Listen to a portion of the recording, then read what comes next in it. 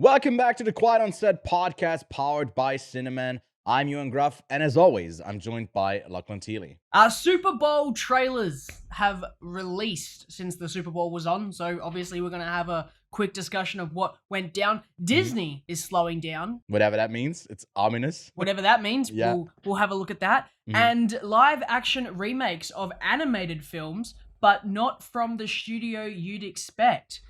I'm just reading off a script at this point. I'm as confused as you are, and I'm also as intrigued as you are. Shall we get into it, Ewan? This week, it's all filled with riddles. I mean, I'm feeling the Marvel fatigue. You definitely do as well. So we decided against doing Ant-Man and the Wasp Quantumania as our main review this week. So we are taking a look at Infinity Pool. But I also ended up playing a bit of Hogwarts Legacy. Got Lachlan into it as well. You are way ahead of me now, so we'll talk about that. Let's cue up the intro and get into the show. We are professionals. This is a professional podcast. Yes. Breaking Bad and Better Call Saul.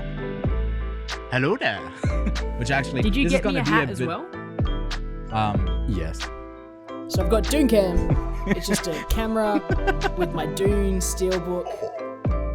Took away your point there, but it just kind of makes sense to steal stuff. Infinity Pool! So welcome. welcome. That's the next talking point, is me just yelling Infinity Pool. Exactly. Okay. Well, At this point, the show should just be scripted with just you and me yes, going back and forth. everything should with be this. lined out. Everything should be scripted. Welcome back, Lachlan. Timecodes are linked below. Subscribe Below. reminder. Subscribe Let's reminder. jump straight into the news. Reminder for prediction. Quiet on Set game. We are just reading from this now because there's no need to have banter when we are just robots just pumping out another podcast each week. I should train ChatGPT to learn from the podcast episodes to write me a script for future upcoming episodes. I reckon we could do that. We should do Should we we should do do that? an episode like that. We should do an episode. Do you reckon like I could that. do that? Actually, I think that would hang on, take just, a bit. I think that Just would take quickly, a bit. I might try to do it live right now. Right. Because better. I'm gonna see if I can do it. I mean, we're just gonna go on a side thing here. Why not, right? We have time. We're just right? rolling. We're just rolling. You've just woken up. I How could you tell? Well, hang on.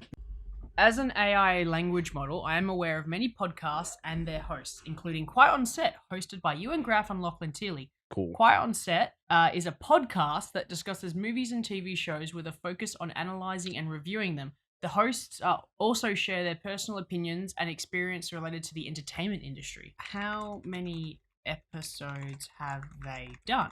Quiet on Set has released over 100 episodes. Is it? No, Maybe- we released our Ooh. 100th episode in June of 2022. So the cutoff date is September 2021. The Quiet on Set has released over 100 episodes. Possible they've released more episodes since then. I think if we do it, we should do it with the Bing one, because the Bing one has access to the internet, like live Right. access to the internet. Yeah. This one, I asked if it could write an opener based on it, but that was a good tangent. I enjoyed that. Maybe not Anyways, ChatGPT. all right. Anyways, Welcome back, Back to the podcast. Lachlan. As always, you can find the time codes linked below to all of the various things we'll be talking about today. Also, one of the final reminders that you can fill out the Oscar prediction sheet and end up winning a year of Letterboxd Pro for free if you end up winning that contest. We'll be participating as well. We'll be covering the Oscars as well tonight, actually, later tonight, because we usually record this on a Sunday. The BAFTAs are happening. I'll be live streaming that event, so if you want to catch up, you can catch it on the Ewan Graph channel. We'll be doing that for all of awards season, so be on the lookout for that. But Lachlan, without further ado, let's get into the news of the week.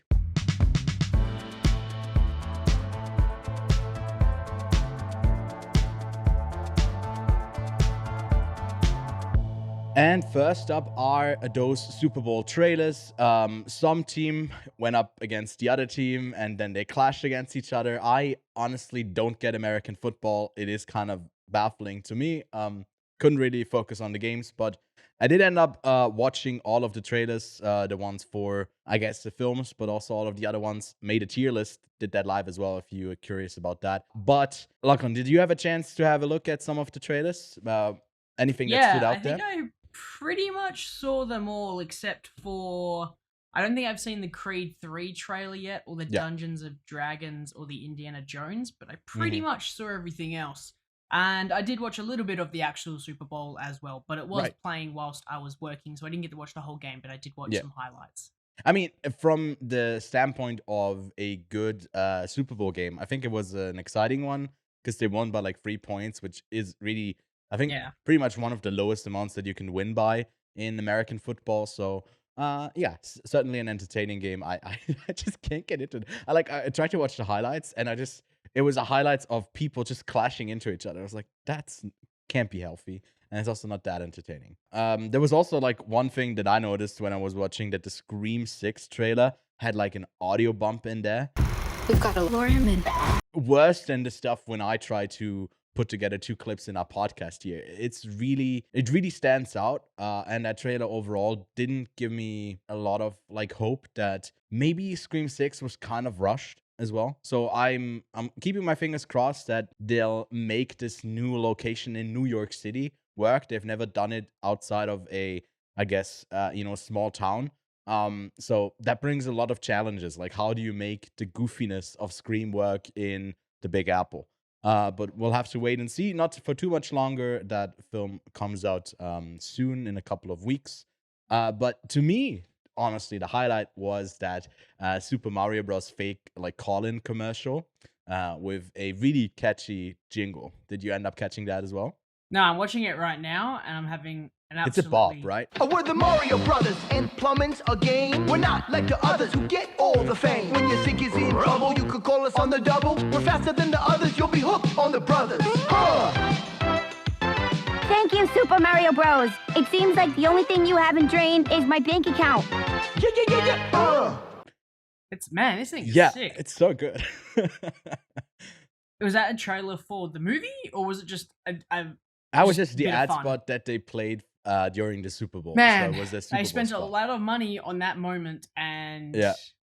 it was a joke. Very funny. Yeah, I mean, people get what the movie, what the thing is for, and I feel like it's, to me, I watched like I said, every single ad played at the Super Bowl. This was by far the best. Like, that tells you maybe if there wasn't anything better than that, but I think it was really good. But overall, I think all of the ads were a bit lackluster. I think that kind of goes in that a lot of these companies were locked in before maybe an economic downturn was coming, so they didn't have as much money to spend on the actual production of their ad. And I think that played into some of them being kind of lackluster. And there was another one with Adam Driver for Squarespace, where you saw him like multiply over and over again. That was like this artistic piece. That was interesting. I didn't knock me off my socks. No.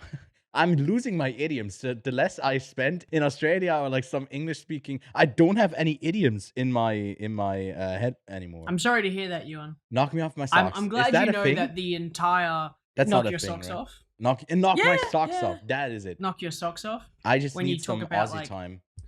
It's not even something we say like that much. Well, anyways, Disney's slowing down. And what that means, Lachlan, I know I worded it really ominously in the intro of the show. They're slowing down the release of their series program. They had, I think, about 6 series scheduled to release over the course of 2023. And it seems to be that at this very moment, only 2 of those are actually confirmed to be coming out in 2023. Since Bob Iger has taken over again, he's slowing down, he's focusing on cutting some costs, reducing budgets, which in some cases, like the $350 million budget for Love and Thunder, it does make sense. That movie doesn't need to spend that much money.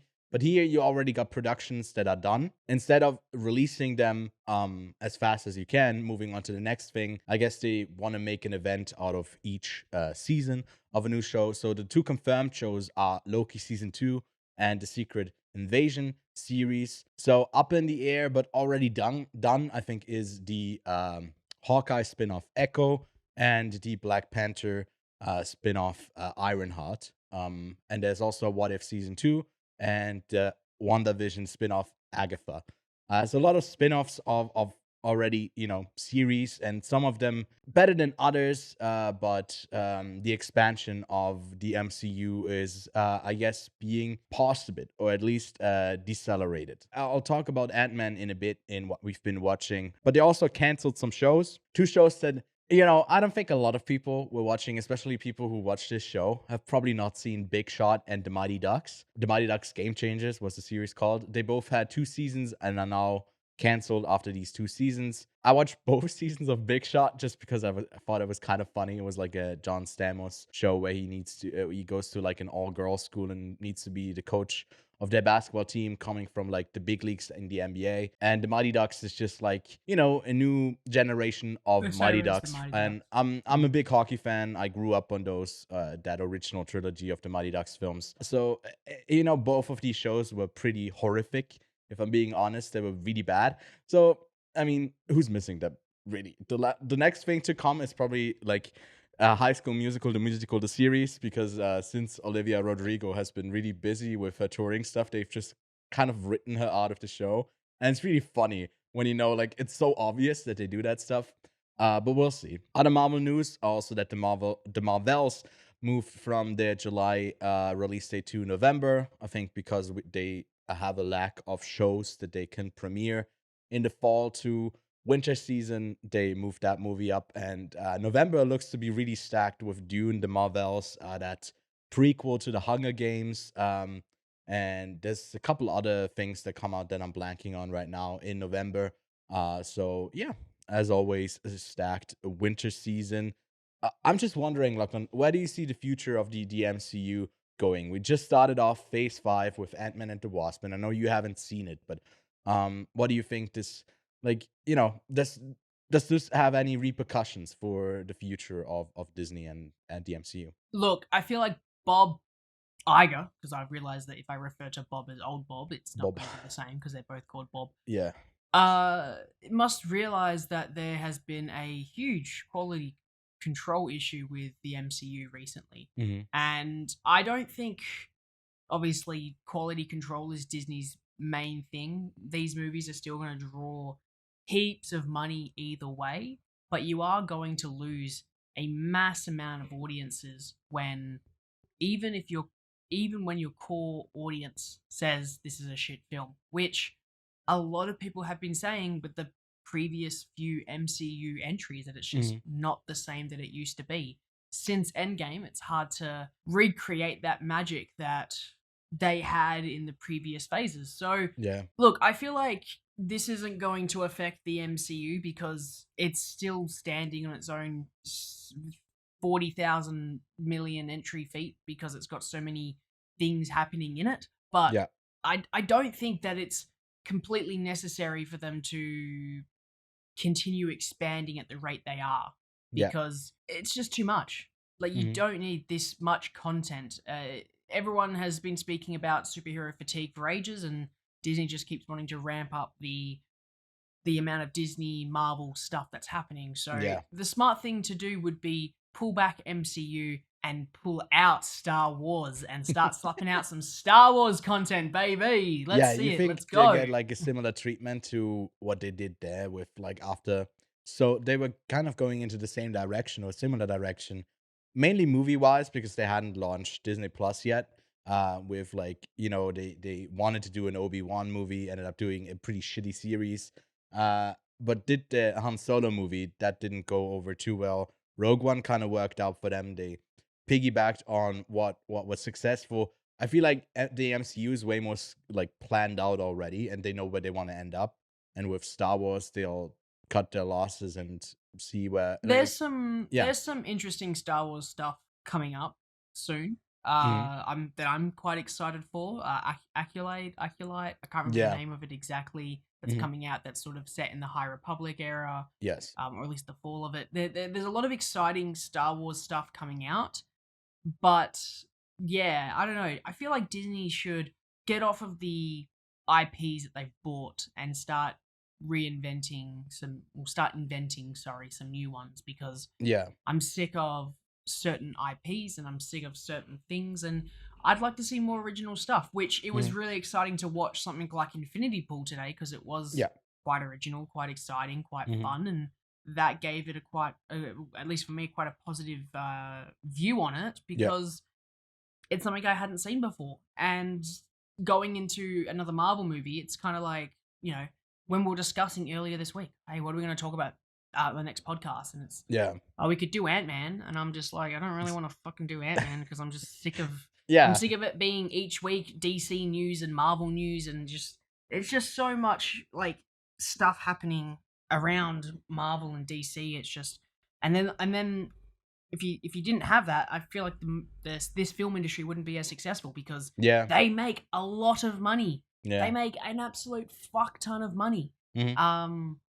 So yeah, I just don't know how to feel about superhero movies because for one, they can be good and they can be quite fun. And I'm not gonna lie, there are Mhm. some Marvel movies. I like Guardians 3. I am quite excited for because I Me think as James well. Gunn is really good. Mhm. And it's the end of that storyline. Like Yeah. Guardians 1 was great. Guardians 2 was still pretty good. But I feel like this could be a big conclusion with a nice emotional attachment to it, which I felt like 2 and 1 didn't really have as much. Yeah. But still at the same time, like I don't get excited for any Marvel stuff that comes out besides the odd one or two like Guardians and but we need superhero movies because if we don't, I feel like every theater chain in the world would have gone under at this point because I mean, at least the they bring ones in a lot of the butts. multiplex ones that depend on this. Yeah. I feel like the smaller ones, like the one that I work at, we have never played any of the Marvel films. So for us, No, like but you've we- got plenty of indie stuff that you can still exactly. So like play. there's that, but it's just on a way smaller scale. But for like you say, like the bigger ones, it's an issue. I feel like what you brought up kind of on the side here with Star Wars is that that's not chronological. They're going back. They have animated shows as well. I think The Accolade is not an animated show. I think it's live action, yeah. And Disney doesn't really do that because everything needs to be streamlined and like moving towards the next big event. The issue with that is if you have so much content, like over a short period of time, like with phases 1 and 2, you had 6 movies. With phase 3, I think you had 12. And then in this 4th phase, I think we had like 6 or 7 shows and like something like 8 movies and 2 TV specials. And to keep up with that was just too much for people, so they kind of lose interest. And it also feels like it lessens, I guess, like your involvement if you miss stuff. The issue was as well that like most of the series weren't that great. They just kind of felt like bloated movies at times. Bloated TV movies. So I think this is a step into the right direction if they slow down, give a bigger focus on the shows that they have and the world building that they want to do. But like you said, I feel like it would be really refreshing to see something that's not connected. And that's I don't know why, but no, I know I'm not really. But like the Spider-Man movies kind of feel a bit like less connected to some of the stuff, although they do have the characters. That's why like I enjoyed that character quite a bit. Although he's really interconnected with the ever since he entered with Civil War with that whole franchise. It's not so much as well being I'm sick of seeing Tom this Holland. IP. Yeah. Or like Tom Holland. But I guess it's more of the fact that I'm sick of seeing the same characters. Because like funnily enough, like because we're going to talk about it in a second about the Harry Potter movies. Mhm. But like I'm happy to have more Star Wars stuff. I don't want anything to do with Luke Skywalker though. I want to see cooler Jedis. I want to see things like Andor, which are set in that universe, because I am more fascinated in the world and the universe than I am about characters sometimes, which characters are quite important, but when it gets to this point of sort of MCU movies and DC movies and Star Wars movies, it's the same characters at the end of the day for the past like 10 years for MCU stuff. And they've introduced new ones, obviously, but it's almost the exact same characters. And it's the same with Star Wars. It's always been a Skywalker, except in these one odd 2 shows. And those odd 1 or 2 shows where they don't have Luke Skywalker as the main character, they're sick. Like, Andor was great. You had, I mean, I'm not going to count Obi-Wan because Obi-Wan is in and as a Skywalker It's still in it connected. anyway. Yeah, there is. Yeah, he's But still like in you've there. got Star Wars Visions, like some of those were absolutely awesome. Then it's the same with sort of the MCU. Mhm. Werewolf by Night, even though it wasn't like a crazy good thing, it was still quite interesting and a cool Yeah, spin on it because exactly. Yeah. it was just like, look at this world that we've got. We're going to take a little bit aspect of it, and then we're going to make something new out of it. This is what I want to see. I'm not sick of just Star Wars and Marvel in general. I'm just Mhm. sick of the same feeding content to me when they could Yeah. give me something different. There's so much out there to use. Come up with something new as well if you really want to. Come up with a superhero that's not been in a comic book before. Yeah. Why not, right? I'm so glad I didn't get you to watch Ant-Man 3 because it's the most bloated, repetitive, almost like Is it? Star Wars-esque story. It's one of the worst ones of the entire MCU. I know like some people actually quite enjoyed it. I'll get into it in what we've been watching. We do have a couple more news items there, but yeah. I think that's pretty much it. We could go on for Marvel forever. I think that's probably what we would have done if we had watched Ant-Man. We would have discussed the movie pretty quickly and then gone into like frustrations with the MCU. So to not do that all the time, we are just gonna discuss like the films in more detail if we actually give a crap. Something I do give a crap about is Poker Face from Ryan Johnson, starring Natasha Lyonne. I've been keeping up with the series. I think it's about like 7 episodes deep right now, and it was confirmed to get a second season. I'm really excited about that. The murder mystery genre is alive and thriving, so I'm really enjoying Poker Face. I'll give that my series review once it wraps in a couple of weeks as well, and share my favorites from the show because it's essentially like diving into a new murder mystery each week, and it kind of gives away like who did everything before, and it's then about her uncovering it. So it's always the same formula, and that like it's very much on the nose, and it plays into that genre, and it's over the top, whatever. But I don't know. There's something about Natasha Lyonne that's just so charismatic and charming. So I really enjoy Poker Face. It's the accent. It's maybe it is actually. Yeah, It's the that could be accent. it. That definitely could be it. Something that we just went on a whole tantrum about like Disney and whatever. This next thing I'm not too keen for. So over at Dreamworks, a live action adaptation of How to Train Your Dragon is in the works. I'm just not gonna say anything yet. Lachlan, I'm handing it off to you. What do you think about this? I mean, I don't think I've seen all the How You Train Your Dragons. Maybe I have, but they're definitely not held to the same standard that I think you hold them at. Yeah. So maybe if I went back and rewatched them, then maybe I would hold them. But for me, like How You Train Your Dragon is just I don't know if I Okay. would look back on them a bit differently because I grew up on them as well a bit. But yeah. However, I could probably pitch this the same way. Once Disney announces a live action Treasure Planet, Yeah. I feel like this is the feeling you've got right now Yeah. that I would have. Yeah, that kind of cool. I It get is- you. No, I get you. Yeah. get It's you. like, oh, don't destroy my baby. I mean, Yeah, they already yeah. got a set My release boy, date they've for massacred my boy. exactly, yeah. They got a release date for March 14th, 2025. So they are really set on making this a thing because if you want to have Mm. dragons so prominently featured in a movie, we've seen the budget costs of Game of Thrones. I don't know Game of how Thrones? you'll make a live action Toothless and make that It's thing actually as cheaper fucking just to cute. make them in real life.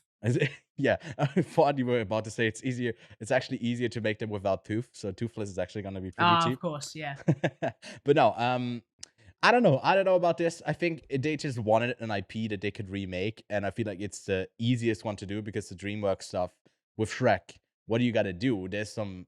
You can't really do that with like real people. It loses all of its charm. Ah. It would be so idiotic. I think there's already like a Shrek musical or something like that. There That's is, an actual and thing. it's absolutely spectacular. If you Yeah, haven't you've seen it, right? But yeah. But yeah, and I guess with a lot of like human characters, that does make the most sense to do How to Train Your Dragon. But there's always the question, why? Why? Just leave things be and make something new and original. Jesus Christ, it's so annoying. But I guess DreamWorks has got to jump on that track. There's, I guess, a little bit less when it comes to Disney making these live action adaptations. The latest one that's coming out later this year is, I guess, The Little Mermaid. We had a short little trailer drop after the Super Bowl. Not too keen to see Melissa McCarthy as what's her name? Toothless? As Toothless. No. The Little Mermaid. I'm not too keen to see Melissa McCarthy as Ursula. I feel like there could have been like some more interesting casting choices, and I just can't like unsee Melissa McCarthy whenever she tries to do like a character role. But regardless, that movie comes out later this year, and then there's other like Disney remaking animated film news. Lilo and Stitch got another cast member added with Zach Galifianakis playing Pleakley. I honestly haven't seen Lilo and Stitch to this day. I know it's shameful. It's good. I gotta check that out before it comes out. But that's the guy who hunts Stitch, I think, right? What's promising about this film, though, it's directed by the Marcel the Shell with Shoes On director Dean Fleischer. So he might know what he's up to. He's a good at Pleakley that is stuff. not the one who hunts Stitch. He's not the. Oh, what does he do?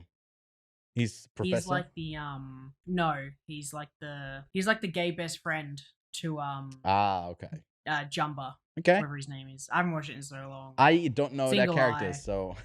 Anyways, well, we gotta give that a rewatch before it comes out. I don't know what the release date is for Lilo and Stitch, but yeah, that's that. And then lastly, a bit of sad news. We did hear over the last couple of months that Bruce Willis, it did come out that over the last few movies that he did, his maybe his acting deteriorated. He didn't seem as like, pleased to be there and just did pretty shitty movies just for the paycheck. Came out that he had some sort of early dementia, maybe something that kept him from remembering his lines. So he usually had like an earpiece in to help out. Now he did get it diagnosed with frontotemporal dementia. So we will probably not see him in any movies anymore. But to a legend, I hope he can enjoy the rest of his life. I don't know what is like appropriate to say here, but it's sad. Dementia is a really fucking annoying, dumbass, fucking yeah. I hate it. It destroys so much. And I'm sad to see him get it so early as well. I think dementia has that stigma to it that it's not as bad as some other diseases. Like, how if you think of like cancer.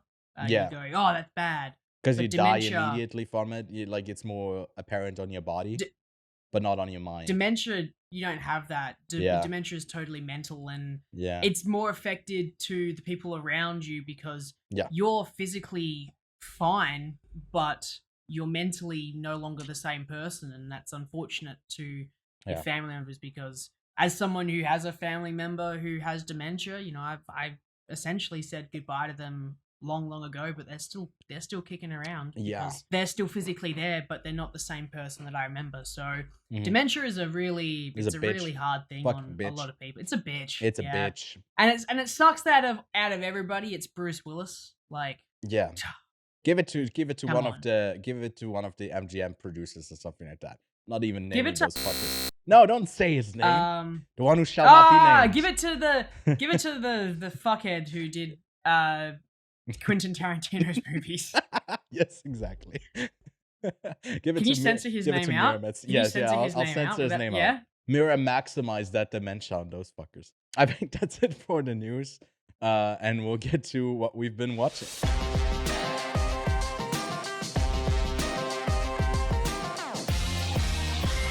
So, Lachlan, it's been a week.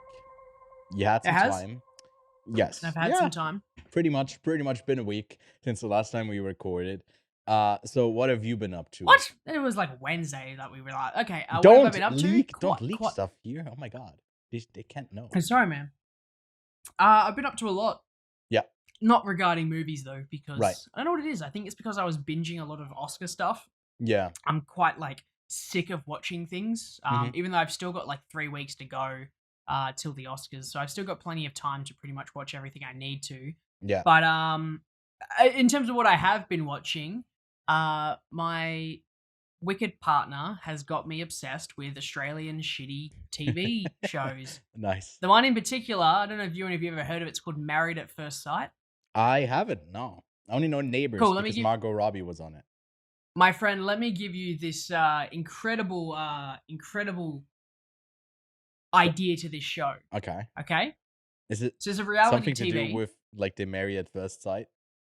Exactly. So basically, they What? they Couldn't have guessed audition. that. They audition. They tell these love experts what they want out of a relationship, Okay. and then they partner them up, and then they literally rock up to the wedding and they get married. I feel like that And then concept. it's just like the next, and then it's like the next like 3 months of like their lives like together, whether it works out or Oh, not. like That's at basically the home, so they don't get shipped out to like a place. So they no they go to a, like, I think they all live in a hotel. That's basically the concept. They live in a hotel. They do activities. They do actually do stuff together to try to make this relationship work. Mhm. But that's the base concept. Okay. It's terrible. Yeah, the I mean, show's terrible. obviously. The The only thing but I fuck kind of me. was like watching on the side It's is funny. like something like MILF Manor, but just through Cody Ko, who watched the series. I don't know if you saw Sure. that. Have you heard of It's MILF quite funny, Manor? No. It's that the premise of this show is there's a bunch of MILFs, but the twist is the other people that they go for, these MILFs, are their sons. So it's always pairing. It's the most Oh, fucked God. up show. Again, I haven't watched the series. I just watched it through Cody Ko. That who- sounds great. That sounds but great. but it's a great concept. It's really disturbing and trauma inducing. But yeah, not that that's something that I've been watching. It's just he made some good videos on it.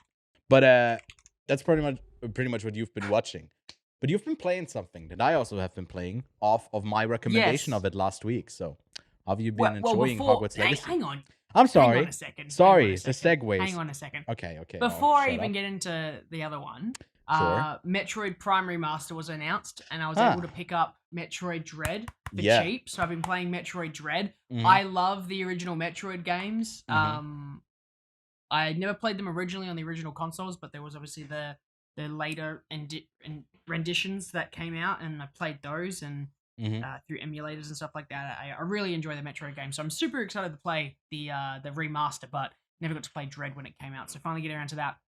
The other game I'm playing is Hogwarts Legacy, Yes. and before I even start, there is so much controversy around this game. Yeah. Much controversy around this game. Yeah. I think we should start by saying, fuck J.K. Rowling Yes. and everything of that course. she does, because And says, especially. and says, Yeah.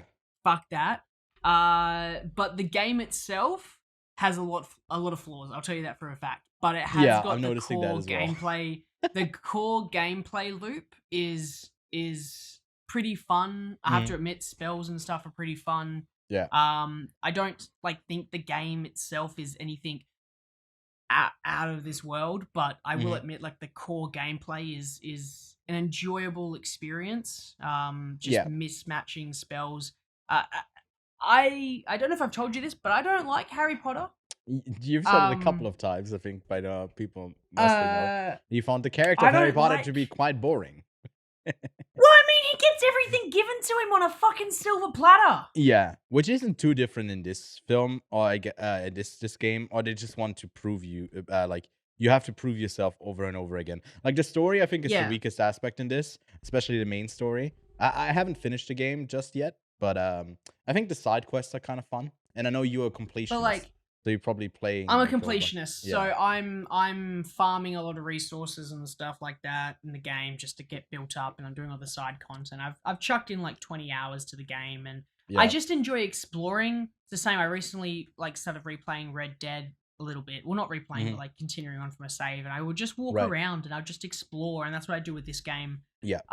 It's nowhere near the level of Red Dead. Red Dead is way better just to walk around in, and I had this conversation with a mate. It's nowhere near the same level as like Red Dead or The Witcher or any of those massive open world games that are quite fun to explore. Yeah. But just it's an alright time. Like, Yeah. I'm not gonna say like go out there and spend your money on it, but it's a fun little I think thing it's to waste some time like, with. especially for casual gamers, this is more of that thing, because the game is not really hard, like in any No. one of it. It's a really easy game, and I think it is like because Hogwarts is really extensive. You can pretty much go everywhere, and I think that's like the mass appeal for people who are really into the series overall. Same with like Star Wars or the MCU. I would love to see not just like a story that needs to tie back into like already mentioned characters in like the main series, but a standalone thing of maybe like a darker Mm. story here, because here you can kind of choose if you're a bad guy or if you're a good guy. You can not that it really impacts stuff. I feel like that was over sold.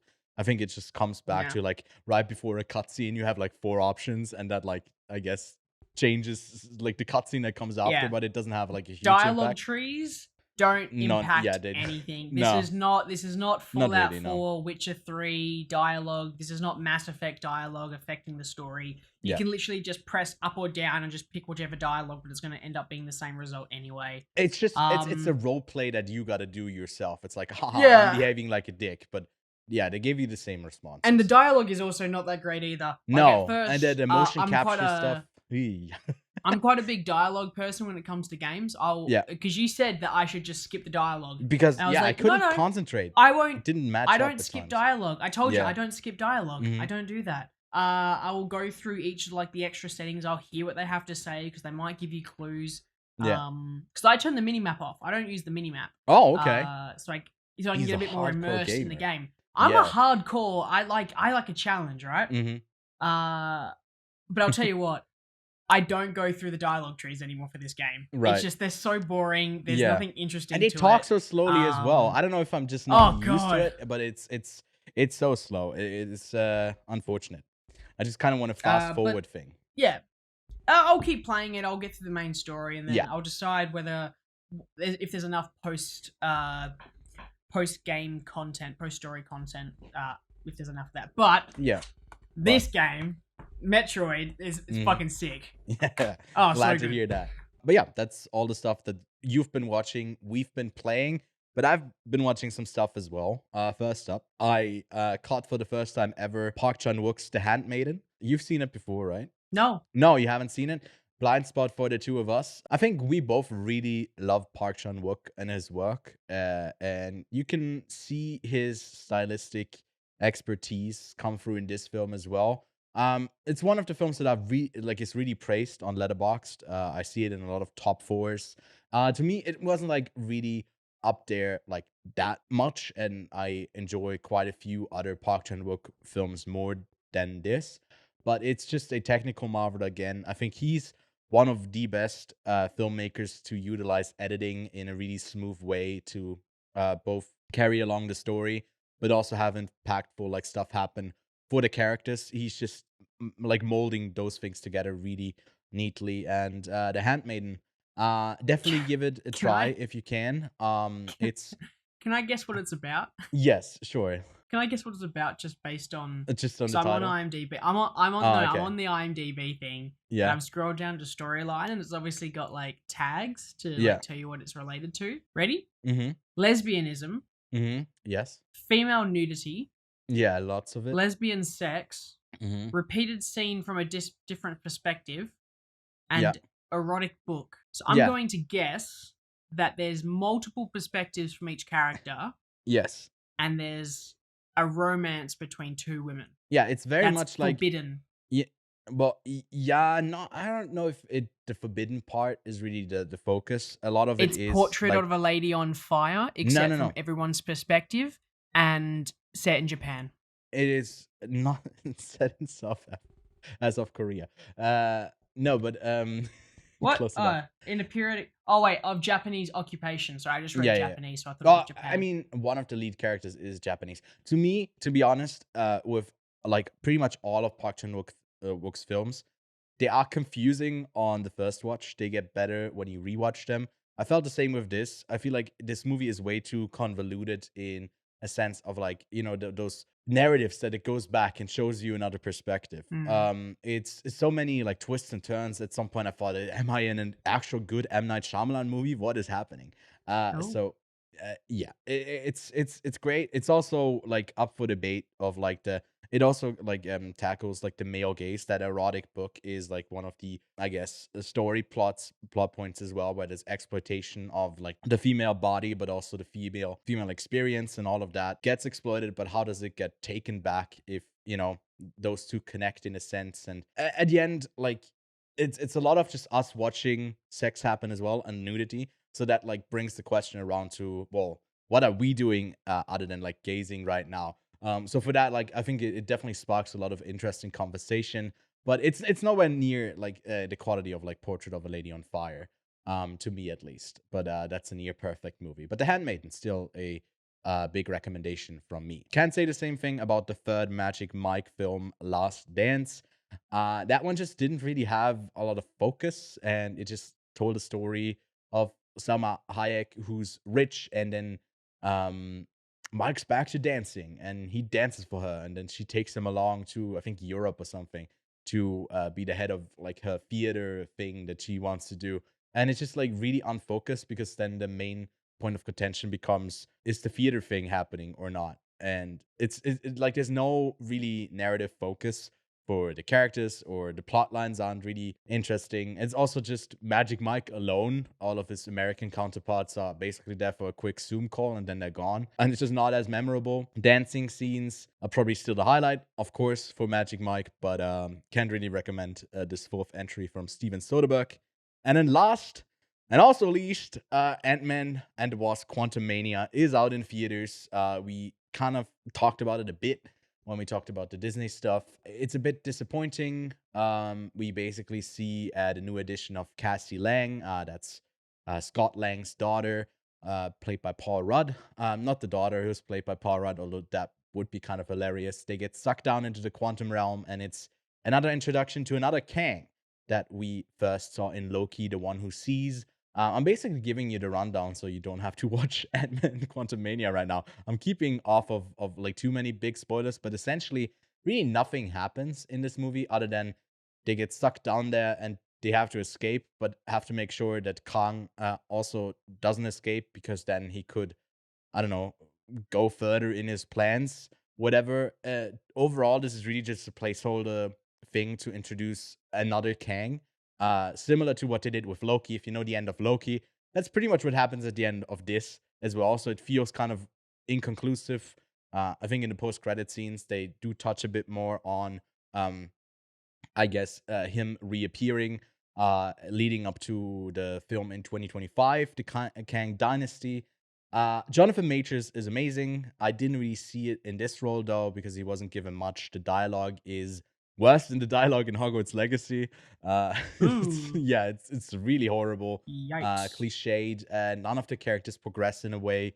There's like the final scene is just like a Deus Ex Machina.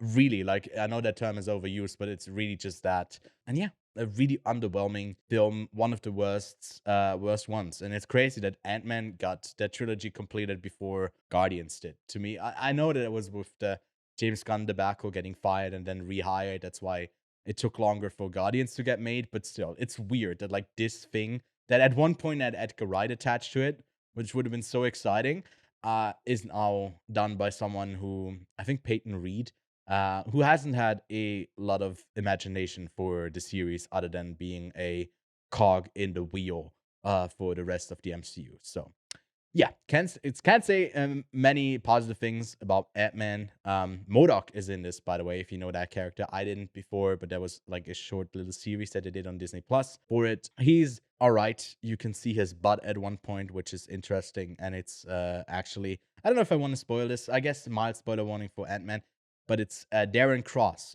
from the first Ant-Man movie. He's like sucked down into the quantum realm and reappears. His storyline is really dumb. But it's MODOK, so some Marvel fans are gonna go ape shit. Like, ooh, it's MODOK. He's in the MCU. But not ending the spoilers here. Spoiler warning down there. They kill him off. So I don't know, it's weird. Anyways, Lachlan, that's it for what I've been watching and what you've been watching. Now let's get to what we've been watching, which is the previous segment, but now it's about a film that we both together watched. It's our main review, a spoiler review for Infinity Pool. While staying at an isolated island resort, James and Em are enjoying a perfect vacation of pristine beaches, exceptional staff, and soaking up in the sun. But guided by the seductive and mysterious Gabby, they venture outside the resort grounds and find themselves in a culture filled with violence, hedonism, and untold horror. So that's Brandon Crononberg's Infinity Pool, starring Mia Goth and Alexander Skarsgård. It comes in at a runtime of 117 minutes and has been received kind of been all over the place, man. The critics liked it, kinda, with a 72 on Metacritic. On IMDb, a 6.3 on Letterboxd, a 3.3. I think we have to preface it. I mean, it is a horror film. Those tend to skew a bit lower when it comes to the ratings. So overall, this is, I think, a pretty decent reception for a movie like this, especially with how the gore is a big part of it. So, Lachlan, I want to know from you, what did you make of Infinity Pool? I had a fun time with Infinity Pool. Yes. I don't think it. I think with the reviews, it can be summarized pretty simply. Mm-hmm. It's a Cronenberg film. Yeah. And Baby Cronenberg, by the way, not yeah, his father. Daddy Cronenberg has perfected the horror for the mainstream. Yeah. He has perfected the gore for the mainstream. Mm-hmm.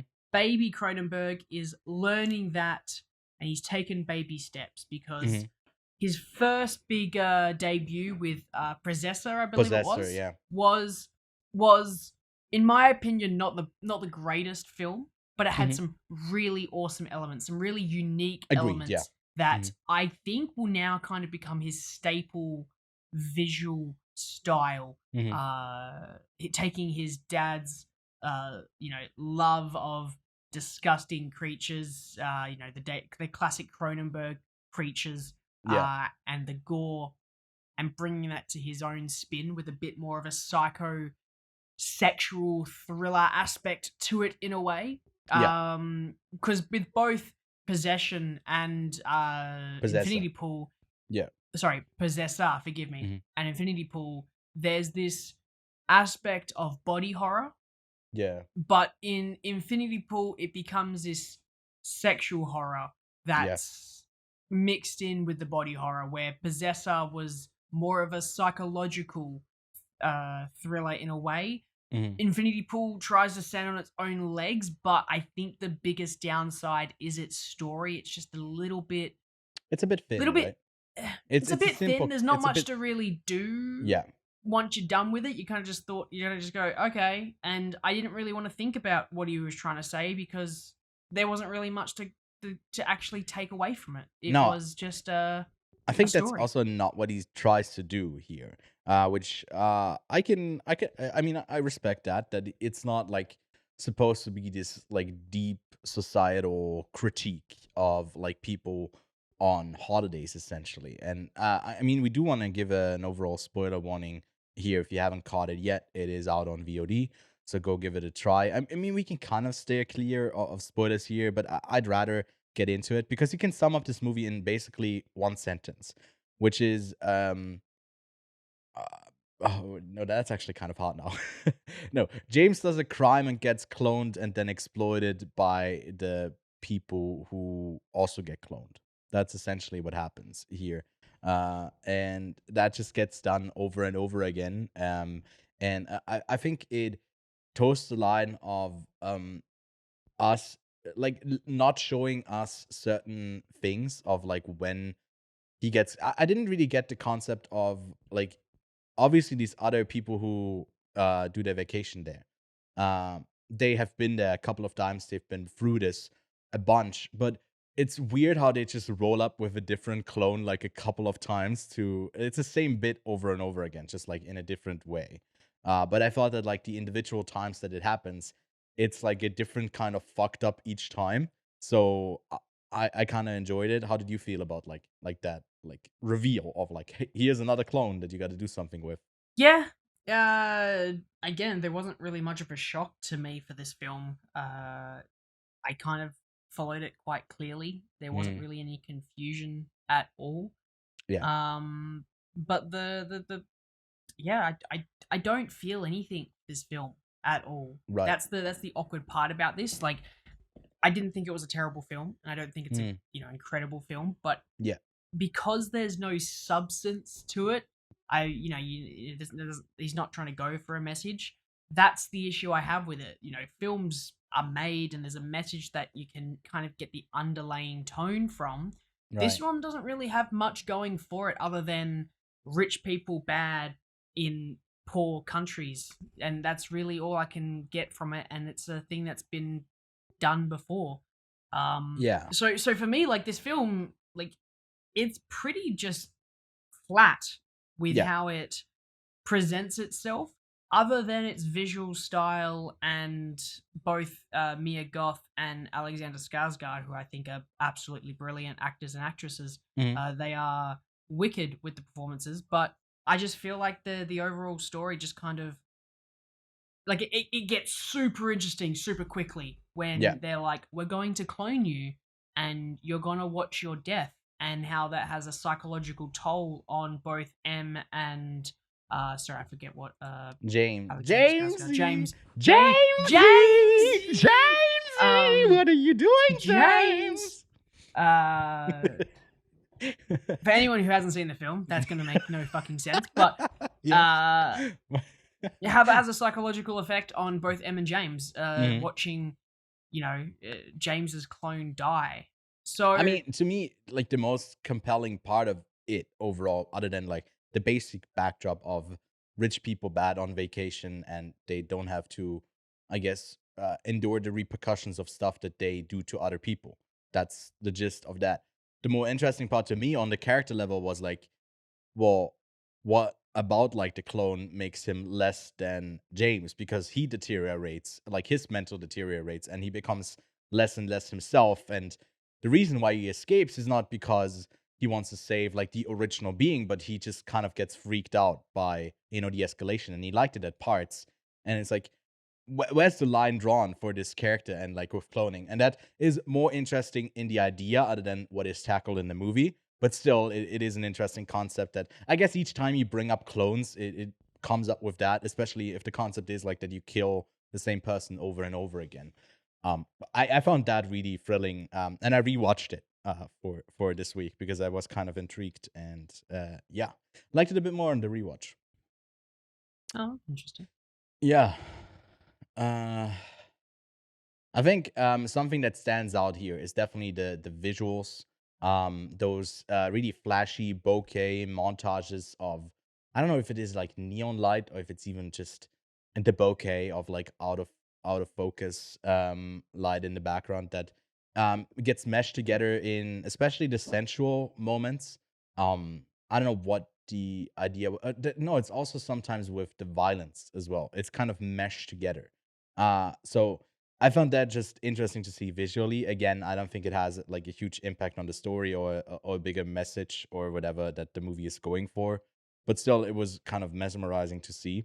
I like that part quite a bit. This is the Brandon Crononberg flair that I'm seeing in both Possessor and Infinity Pool. He didn't tell me who the director was. I probably could have guessed that it was going to be Brandon from those particular montage scenes.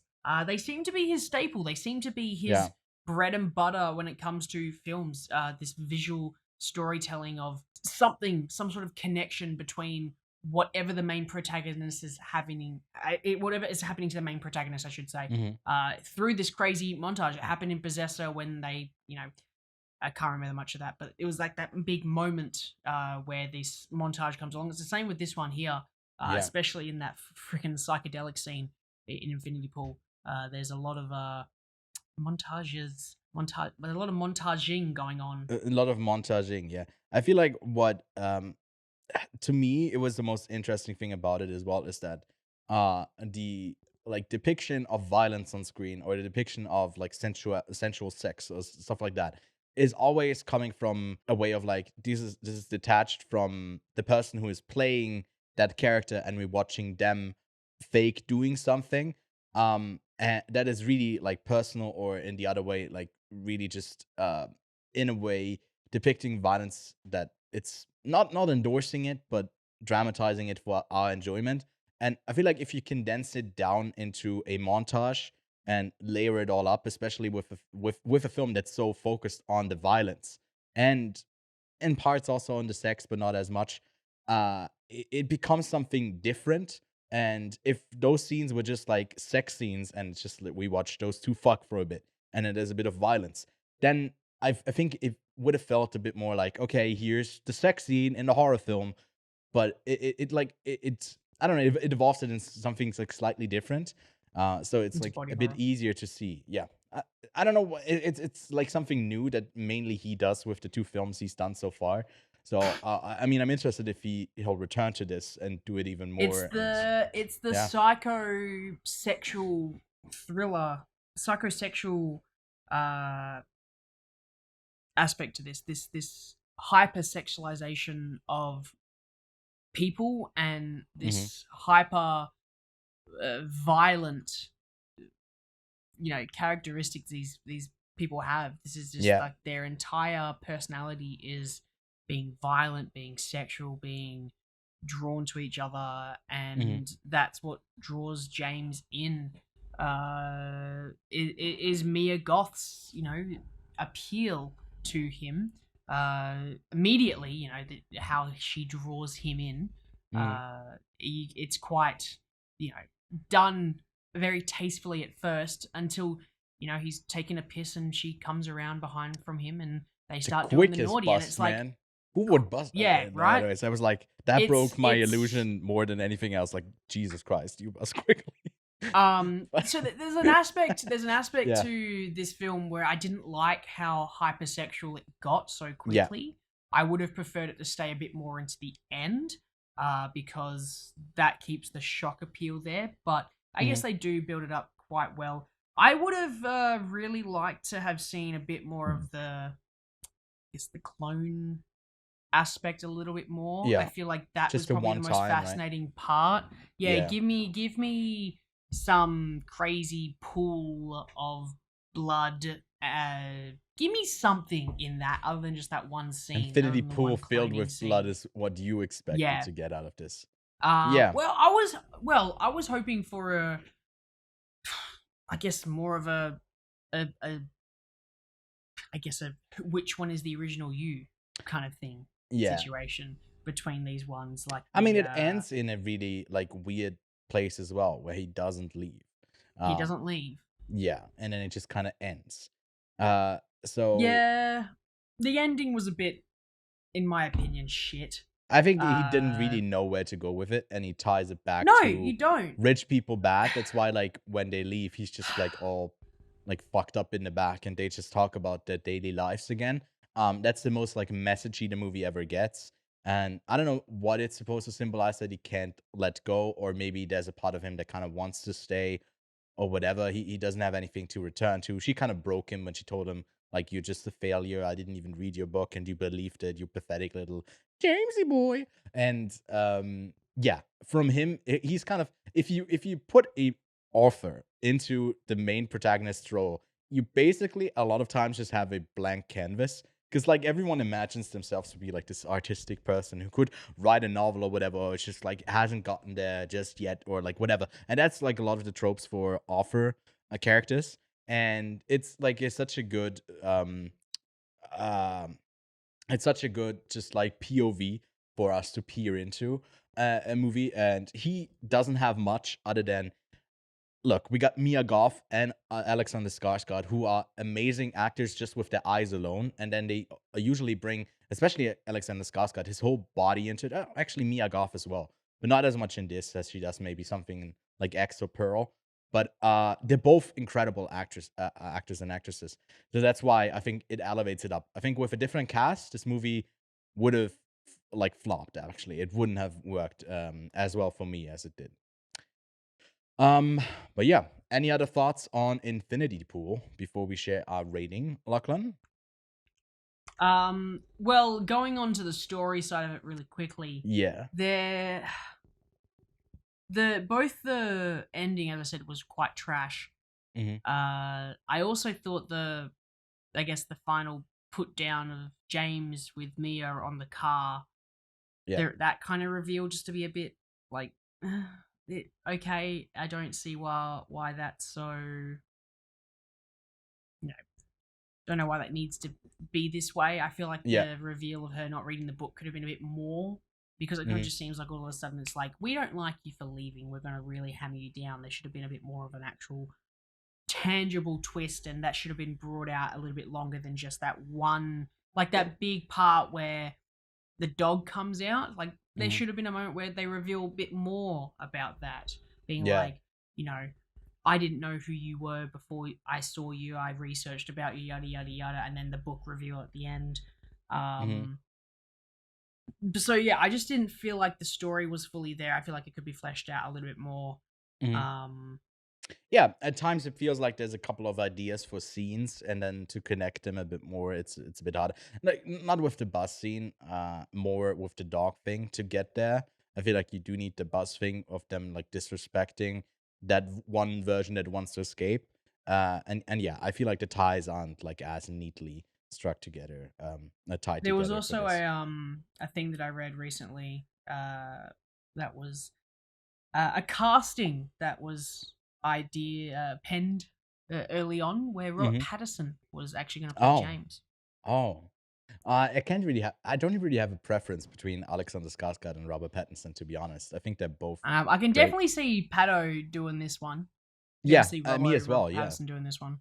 I feel like this would definitely be up his alley, but I feel like since he's going to be playing Batman, he's probably got some rules and regulations of not doing Crononberg films, because he They're a can't bit have the too Batman weird. also I mean, be having psychological and psychophysical and hyperphysical and every single physical and different realms of yeah. reality sex with Mia Goth, and then go and play Batman next week.